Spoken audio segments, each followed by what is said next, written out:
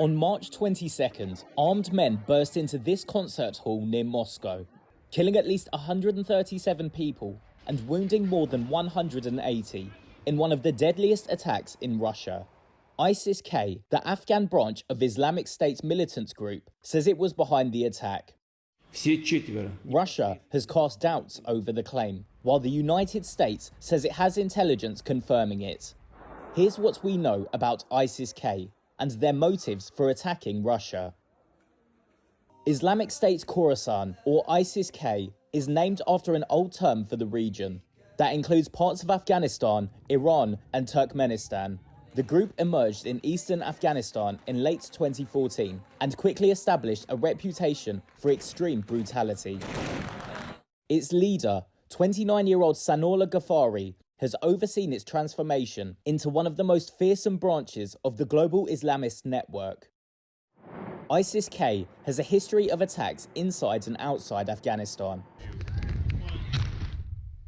In 2021, it grabbed global attention with a suicide bombing on Kabul International Airport during the US military withdrawal. The attack killed 13 US soldiers and scores of civilians. In September 2022, it claimed responsibility for a deadly suicide attack at the Russian embassy in Kabul.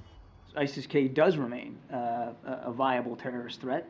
Perhaps its most brazen operation to date came in January 2024 with twin bombings that killed nearly 100 people in Iran. Senior fellow at the Center for Strategic and International Studies, Dan Byman. ISIS-K has several thousand fighters, is the general estimate. And it was largely believed to be more of a guerrilla group that did the occasional terrorist attack, but largely focused on Afghanistan. However, recently there were also some plots that European intelligence claims to have disrupted. So they seem to be shifting from being a regional group to doing more attacks farther afield, whether it's in Moscow or Europe. Security experts say ISIS-K has been fixated on Russia for the past 2 years. The group criticizes Russian President Vladimir Putin for changing the course of the Syrian civil war by supporting President Bashar al-Assad against Islamic State. ISIS-K has also been aggressively recruiting ethnic Tajiks and Uzbeks across Central Asia who have their own grievances against Moscow.